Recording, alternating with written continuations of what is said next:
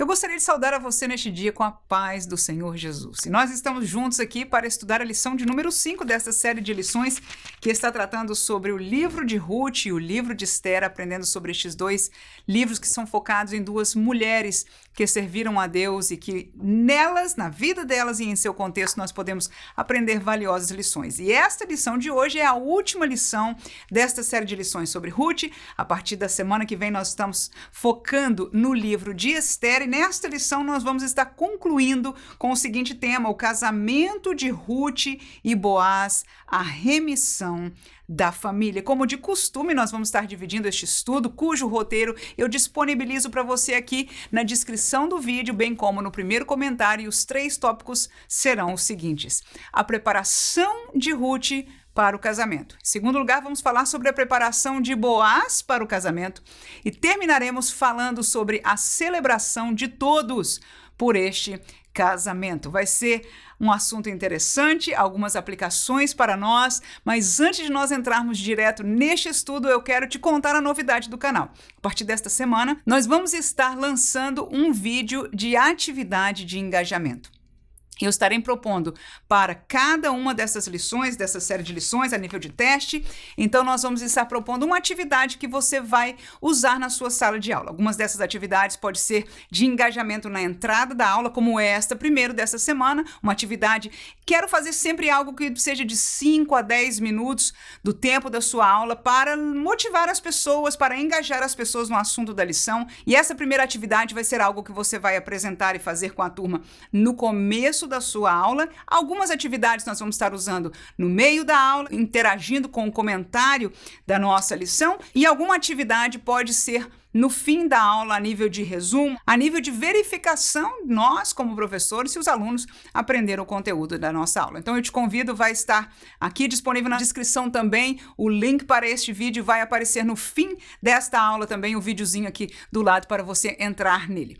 Muito bem, vamos ao nosso roteiro. O primeiro tópico é preparação de Ruth para o casamento. Dividimos em 3 subtópicos. Primeiro, pela obediência, a direção de Noemi. Segundo, pela espera no tempo de Deus. E terceiro, pelo processo, a legalidade social. Então, a primeira coisa que nós vemos que Ruth, para preparar-se para este casamento, desde os seus primórdios, claro que você, em 4 capítulos, você não pode contar uma história dos detalhes de um casamento, mas é suficiente para nós aprendermos uma lição muito grande, é que ela deu ouvidos ao conselho de Noemi. Noemi era alguém que queria o seu bem, estava inclusive muito agradecida a ela pela sua postura, por estar ali com ela, não é? Uma pessoa que podia ter ficado na sua terra, como foi órfã, mas agora agradecida, e ela quis fazer o seu melhor, mesmo na sua velhice, não podia ajudar no sentido de trabalhar junto com ela, estava em casa até sendo abençoada pelo trabalho de Ruth, mas ela deu conselhos sábios, e foi por causa destes conselhos de Noemi que Ruth conseguiu um abençoado casamento. E nós vamos ler este texto em Ruth capítulo 3, versículo 1 ao 5, que conta em detalhes este assunto. E disse-lhe Noemi e sua sogra: minha filha, não hei de eu buscar descanso para que fiques bem? Ora, pois não é Boaz em cujas moças estivesse de nossa parentela? Eis que esta noite padejará a cevada na eira. Lava-te, pois, e unge-te, e veste os teus vestidos, e desce a eira. Porém, não te des a conhecer ao homem, até que tenha acabado de comer e beber. E há de ser que quando ele se deitar, notarás o lugar em que se deitar. Então entra e descobrir-lhe-ás os pés, e te deitarás, e ele te fará saber o que deves fazer. Versículo 5 e último deste contexto. E ela lhe disse: tudo quanto me disseres, farei. Então nós vemos aqui claramente isso, de que Noemi tinha a melhor das intenções para Ruth e logo depois ela passou a trazer conselhos específicos. Algumas vezes nós desfazemos dos conselhos das pessoas de outras gerações para trás, pensando que eles não sabem do que estão falando, não estão contextualizados com o dia a dia das coisas de hoje, não sabem como é que é o homem de hoje, não sabem como é que é os relacionamentos de hoje, mas a verdade é que nós aprendemos com este texto e na vida também. glória a Jesus, que eles veem mais e sabem muito mais do que nós imaginamos. E nós, jovens, fazemos muito bem em dar ouvidos. Uma das coisas que eu mesmo, pessoalmente, não tomo nenhuma decisão séria na minha vida sem consultar alguém de uma geração anterior à minha. Então, neste sentido, veja aí, Ruth ganhou pela obediência à direção de Noemi. Não só ela disse, olha, eu vou fazer tudo o que você está dizendo, até porque, vamos aqui abrir um parênteses, Ruth não conhecia os detalhes da cultura israelita, da formalidade dos processos. Ela com certeza já tinha ouvido uma coisa ou outra, mas ela precisava do conselho específico de Noemi e ela foi fiel. Não só ela disse, vou fazer, mas o mais importante, ela fez. Exatamente como a sua sogra lhe disse que fizera, ela fez e o Senhor a abençoou. E essa foi parte do preparo para o casamento, dar ouvidos ao conselho de alguém mais velho. Provérbios capítulo 2, versículo 15 diz, o caminho do tolo é reto aos seus olhos, mas o que dá ouvidos ao conselho é sábio. Esta é uma verdade bíblica, está aí mais um texto comprovando para nós, para entendermos que não é uma história. Nós sabemos disso, mas uma coisa é sabermos, outra coisa é nós vivermos, procurarmos e ensinarmos principalmente aos jovens, aleluia, porque a Bíblia é cheia de versículos ensinando essa verdade, cheia de textos bíblicos mostrando que o contrário dá resultado negativo, como foi o caso de Jeroboão, que teve os dois conselhos dos mais velhos e ele recusou buscando o conselho dos jovens. Foi este caminho que ele escolheu e foi derrocada para a sua vida e para o povo de Israel. Provérbios capítulo 19, versículo 21 ainda, o texto diz, muitos propósitos há no coração do homem, mas o conselho do Senhor permanecerá. Então nós já observamos nestes dois primeiros versículos conselhos de uma pessoa mais velha na família, conselho dos sábios, geralmente, quanto mais vivida a pessoa é, mais adquire sabedoria, mas neste versículo agora nós observamos do conselho do Senhor. A palavra de Deus é a fonte do conselho de Deus. E pela graça de Deus também, nós temos o Espírito Santo que entendo uma vida de sintonia com Ele, nós vamos aprendendo também a ser dirigidos e receber o conselho do Senhor, que nunca sai daquilo que a palavra nos ensina. O que o Espírito Santo fala ao coração tem que estar em sintonia com o que a palavra de Deus já nos ensina, e este conselho de Deus, sem dúvida alguma, também é o melhor conselho que nós podemos ter. Então, Ruth começou muito bem, seguindo o conselho, obedecendo ao pé da letra, e este foi um princípio do caminho para o seu casamento. Segundo, a espera no tempo de Deus. Ruth, capítulo 2, versículo 23, nós vamos ler este texto que diz, assim ajuntou-se com as moças de Boaz para colher até que a cega das cevadas e dos trigos se acabou, e ficou com a sua sogra. O que nós vemos aqui neste texto, e claro, é um paralelo para nós, é que nenhuma das duas, nem Ruth nem Noemi, se apressaram em querer solucionar o seu problema de estar solteira ou de precisar de um bom casamento. Não. Nós vemos que elas esperaram no tempo do Senhor, e a prova aqui que está que duas colheitas de dois frutos da terra se passaram, ela ali trabalhando nas terras de Boaz, voltando no dia a dia para casa com a sua sogra e depois começando somente a estar com ela ali, porque acabou a colheita.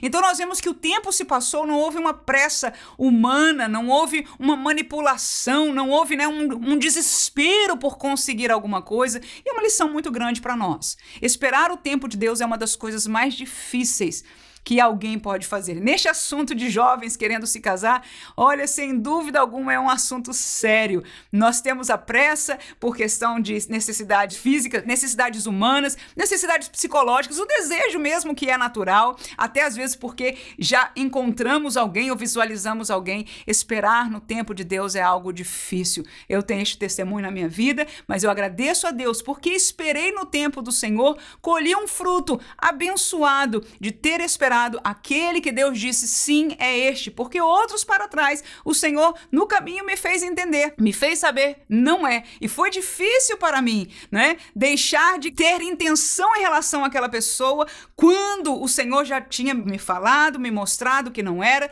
O nosso coraçãozinho às vezes já está fazendo planos, principalmente as mocinhas, né, faz um plano, o mundo inteiro, em questão de um dia, irmão, é uma bênção, né, mas quando o Senhor nos fala, é muito dura a obediência, mas quando nós aprendemos a obedecer, nós pagamos este preço para esperar no tempo do Senhor, é o Senhor que vai galardoar, provendo para nós. Então, a espera no tempo de Deus, Ruth mostrou isso, Salmos capítulo 27, versículo 14, diz o texto, espera no Senhor, anima-te, e Ele fortalecerá o teu coração, espera, pois, no Senhor. Que esta seja uma mensagem para os nossos corações. Sempre a espera é difícil, e nem sempre a resposta e o caminho é aquilo que nós esperamos. Esta é uma verdade para nós, mas a certeza é que o Senhor cuidará, o Senhor solucionará os nossos problemas, estará conosco, nos fortalecerá, os nossos corações que precisam ser fortalecidos, Ele suprirá em tudo e em glória toda a nossa necessidade. A segunda lição de Ruth é que ela soube esperar no tempo de Deus. Eu posso imaginar que ela era uma moça bonita, ela era uma moça jovem, já estava, de certa forma, foi bem recebida. Você leu os textos comigo nas lições anteriores, e com certeza você também se preparando para a aula, ela foi bem recebida na cidade, né? Podia até ter já se movido um pouco no sentido de conseguir um esposo para ela, mas ela esperou no tempo de Deus, e essa é uma lição para nós. A terceira coisa, pelo processo, a legalidade social. Ruth capítulo 3, versículo 9 ao 13, explica isso, e disse ele, no caso Boaz, quem és tu? E ela disse, sou Ruth, tua serva. Estende, pois, tua aba sobre a tua serva, pois tu és o remedor. E disse ele, bendita sejas tu do Senhor, minha filha, melhor fizeste esta tua última beneficência do que a primeira, pois após nenhum dos mancebos foste, quer pobres, quer ricos. Agora, pois, minha filha, não temas, tudo quanto disseste te farei, pois toda a cidade do meu povo sabe que és mulher virtuosa, porém agora é muito verdade, que eu sou remidor, mas ainda outro remidor há mais chegado do que eu, fica-te aqui esta noite, e será que pela manhã, se ele te redimir bem-estar, ele te redima, porém, se te não quiser redimir, vive o Senhor, que eu te redimirei, deita-te aqui até amanhã. Então, a terceira coisa que Ruth se preparou para o casamento foi através da legalidade. Ela deu ouvido à sua sogra, que lhe explicou a maneira de falar, a maneira de se aproximar, que não foi escândalo. Para alguns de nós, eu mesmo, quando li esta passagem, já desde as primeiras vezes que li, achei muito raro, muito esquisito, muito estranho esta maneira, mas Noemi sabia bem como é que funcionava a legalidade, a cultura judaica na qual eles estavam inseridos. E veja que ela foi detalhada em dizer como Ruth deveria atuar, as palavras, inclusive, que ela falou aqui no sentido de pedir a Boaz que estendesse a sua aba sobre a sua serva, que era um símbolo, né, de ser o remidor, de recebê-la, de remir a ela e a sua família indiretamente, não é? Então, esta colocação legal do processo do casamento, ela foi obediente, ela se preparou dessa maneira no sentido de vir a conhecer e obedecer, e isto é uma lição para nós também. Quando nós nos preparamos dentro da legalidade, nós não temos que passar por fora dela. Se o tempo para o casamento, se nós temos que esperar para termos intimidade com o nosso esposo depois do casamento, e temos, por quê? Porque é uma opção, é moderno, ou é pré-moderno, ou é do tempo passado? Não, irmãos. Esta espera é bíblica. O Senhor nos prescreveu desta maneira. Glória a Deus. E os frutos disso são preciosos na vida de um santo casal de Deus, aleluia. Então, por causa disso, nós aprendemos neste contexto e em qualquer outro a obedecer à legalidade. Algumas vezes nós, por exemplo, podemos trazer este assunto ao pastor da igreja, algumas igrejas, por exemplo, têm cursos preparatórios para o casamento. Então, você não pode fazer o casamento, ter o casamento, antes de participar daquele curso preparatório. E se esta é a legalidade na sua congregação, na na sua igreja, então nós devemos obedecer, porque esta é uma preparação para o casamento. É 100% necessário? É bíblico? Não é o caso. Mas assim como foi com Noemi e com Ruth, que deu ouvidos às pessoas da geração anterior, à legalidade daquela cultura, daquela igreja, dizemos eu agora, e que tudo isso é colocado para quê? Para bem. Com certeza, se o pastor estipulou isso, é porque ele quer trazer um conselho, um ensino que nos vai ajudar a viver determinadas situações dentro do casamento, a conviver com elas de uma maneira melhor. Então, com 3 coisas nós aprendemos da parte de Ruth, uma lição para as nossas vidas. Vamos a Boaz? Sim. Segundo tópico, a preparação de Boaz para o casamento. Em primeiro lugar, o compromisso de Boaz. Uma promessa. Segundo, a liderança de Boaz, ele gerenciou. E terceiro, a honra de Boaz, o compromisso público. Em primeiro lugar, então, Boaz faz um compromisso com Ruth. Ali naquele texto que acabamos de ler, no versículo 13 do capítulo 3, ele diz, fica-te aqui esta noite, será que pela manhã, se ele te redimir, bem está, ele te redima, porém, se não quiser te redimir, aí vem a promessa. Vamos lá? Vive o Senhor que eu te redimirei. Deita-te aqui até amanhã. Que lindo! Aquela moça pôde sair segura. Ele explicou que queria, mas que havia uma cláusula legal que ele tinha que passar por ela. Aleluia. Nestas palavras, ele claramente disse a ela, olha, não vou passar por cima da legalidade. Que lição para nós. Boaz não disse, eu vou fazer o que for. Não. Eu vou mover tudo e todo mundo. Não. Um crente que espera em Deus, um homem de Deus, não tem que mover tudo e todo mundo. Aleluia. Ele tem que andar no temor do Senhor, seguir a legalidade, seguir a palavra de Deus, seguir o conselho daqueles que estão superiores a ele e esperar no Senhor a comprovação. E quando Deus abre as portas, quando Deus apresenta a pessoa, e claro que nós estamos falando aqui do assunto de casamento, isso é aplicação para outras áreas da nossa vida, mas neste assunto, Boaz fez certo. Disse a Ruth, olha, tem um problema e é sério. E tem outra coisa, eu não passo por cima dele, mas eu vou resolver. E aí vem a promessa. Se Deus colocar a mão para eu conseguir que ele não redima você, se eu vou falar com ele, vou resolver esse assunto. Mas se isso for feito, então eu te prometo. Eu te prometo que eu venho com a notícia e nós nos casaremos, eu vou remir a você. Aleluia. Então a primeira coisa que nós aprendemos é que o homem de Deus, o homem que cresce, que fala, que vive pela palavra de Deus, ele é uma pessoa de compromisso. Não é uma vida de relacionamentos com uma moça sem compromisso. Ah, vou namorar por namorar. Irmãos, felizmente, isso não é bíblico. Nós assumimos a cultura de gerações já. Não é a minha geração, a geração anterior já vivia esta realidade. E alguns dizem até, irmã, colocam no comentário, isso já não existe mais, isso não é para hoje. E eu respondo, não é para quem? Porque para mim é. E mais do que tudo, para Deus é. Deus não mudou a sua opinião em nada. E tem outra coisa, a opinião de Deus não é opinião, é a gestão de Deus, é o que ele determinou para ser, é a vontade de Deus. Então aquele e aquela que querem viver na vontade de Deus vão se submeter. Agora, se eu, você, fulano ou ciclano não quer se submeter à vontade de Deus, que fique claro, você tem direito? Claro que tem.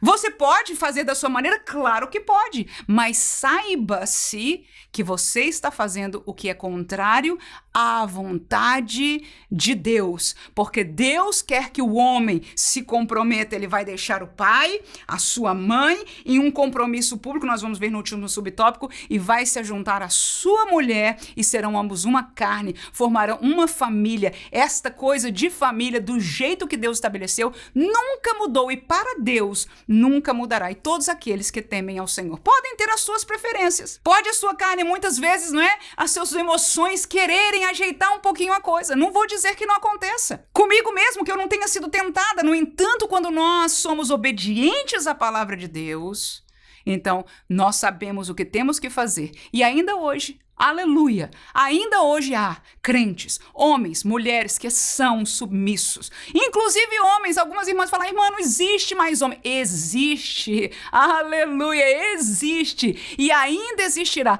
Vamos clamar, vamos ensinar aos nossos filhos. A missão é muito mais difícil, é verdade. Mas o que é que nós podemos fazer? É botar a mão para cima e dizer, já era? Não. O que nós devemos fazer é o que nós estamos fazendo. Era abrir a nossa Bíblia, é abrir a nossa boca e dizer assim diz o Senhor.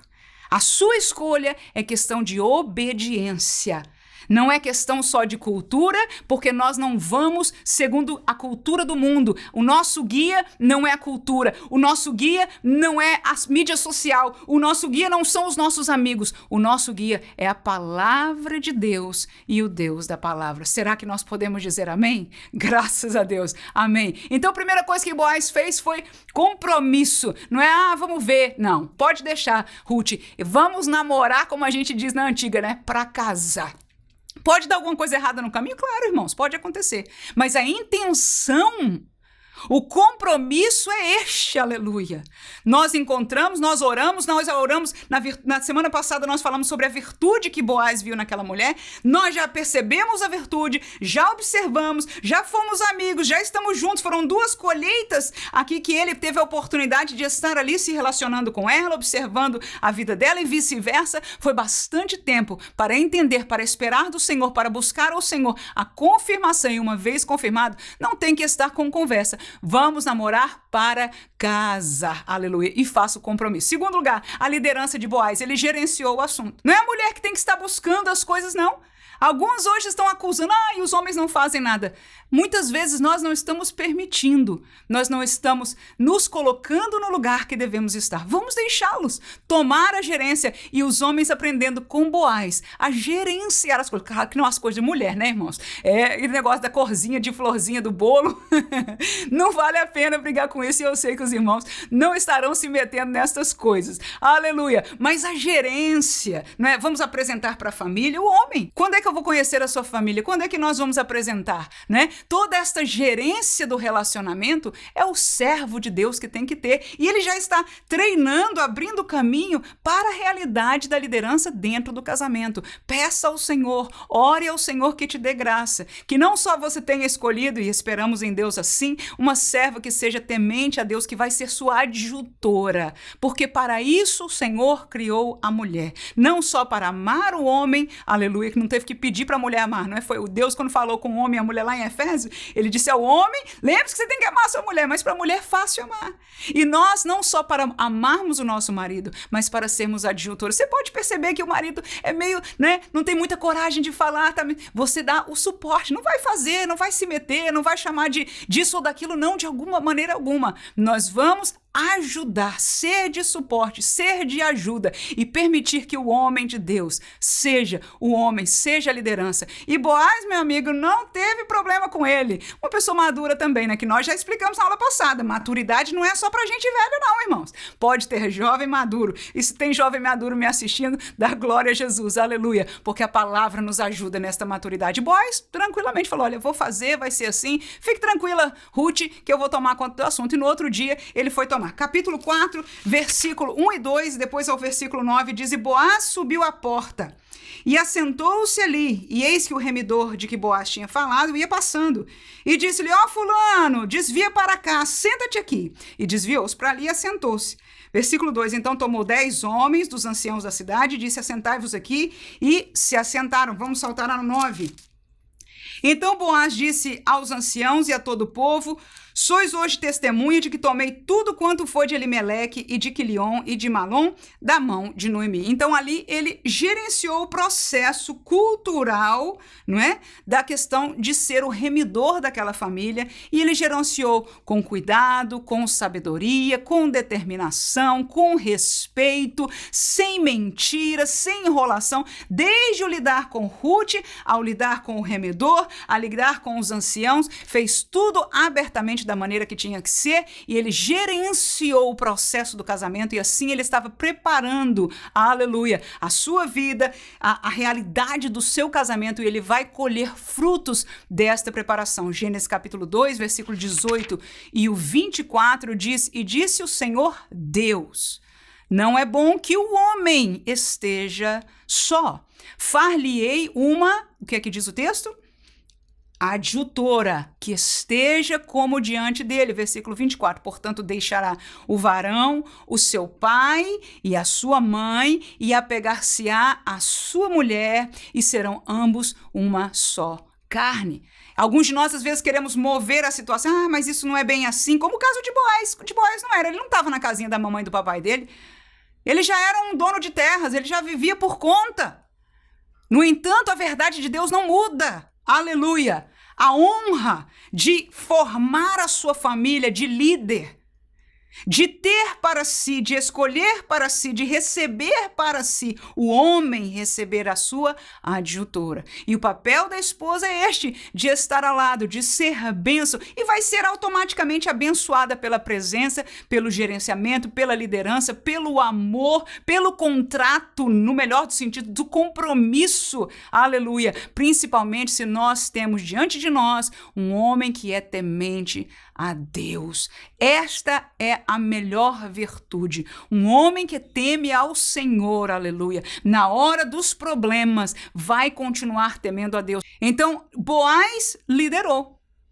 Ele aceitou para si uma adjutora, gerenciou a situação e a recebeu, como lemos, como sua esposa diante de todos. E por último, a honra de Boaz em fazer um compromisso público. Capítulo 4 aí de Ruth, versículo 10 ao 12 diz: e de que também tomo por mulher a Ruth, a moabita, que foi mulher de Malom, para suscitar o nome do falecido sobre a sua herdade, para que o nome do falecido não seja desarraigado dentre os seus irmãos e da porta do seu lugar. Disto sois hoje testemunha. E todo o povo que estava na porta e os anciãos disseram: somos testemunhas. O Senhor faça a esta mulher que entra na tua casa, como a Raquel e como a Leia, que ambas edificaram a casa de Israel, e porta-te já valorosamente em Efrata, e faze-te nome afamado em Belém, e seja a tua casa como a casa de Pérez, que Tamar teve de Judá, da semente que o Senhor te der desta moça. Ou seja, todo o povo estava ali presente num compromisso público. Então, biblicamente, mais uma vez, o compromisso público, o casamento público não está fora de moda da Bíblia. Aleluia. Não é para ser entre duas pessoas ali, escondido, não. A cidade, o povo de Deus. Aqui era uma cidade que era toda povo de Deus, né? A cidade de Belém. Mas no nosso caso, na igreja, a igreja tem que participar, aleluia. Tem que saber, tem que ser exposto que agora estes dois estão formando uma família, e isto é honra para Boaz. Agora ele era um homem casado, agora ele seria, segundo a bênção das pessoas que estavam falando sobre ele, que você tenha filhos com ela, que você se torne uma família, que você se torne herdeiros, e o Senhor o abençoou com tal realidade. Então a honra de Boaz foi dizer diante de todos: agora eu estou tomando a Ruth como minha esposa. E toda aquela congregação e toda aquela cidade pôde dizer amém e declarar as bênçãos do Senhor sobre as suas vidas, conforme era o costume da época. Amém? Terceiro lugar, todos celebraram. Todos celebraram o casamento. Quem em primeiro lugar? Noemi. Olha lá os 3 tópicos que nós propomos para você deste último tópico aí. Noemi celebra por receber um neto. A cidade celebra por receber uma nova família.